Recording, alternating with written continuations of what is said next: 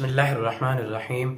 हज़रत अबू हुरैरा रज़ी अल्लाह ताला अन्हु जो कि जलीलुल क़द्र सहाबी हैं, फरमाते हैं कि रसूलुल्लाह सल्लल्लाहु अलैहि वसल्लम ने इरशाद फरमाया, अद्दुनिया सिजनुल मुमिन व जन्नतुल काफिर। ये दुनिया जो है ये मोमिन के लिए कैद खाना है और काफिर के लिए ये जन्नत है।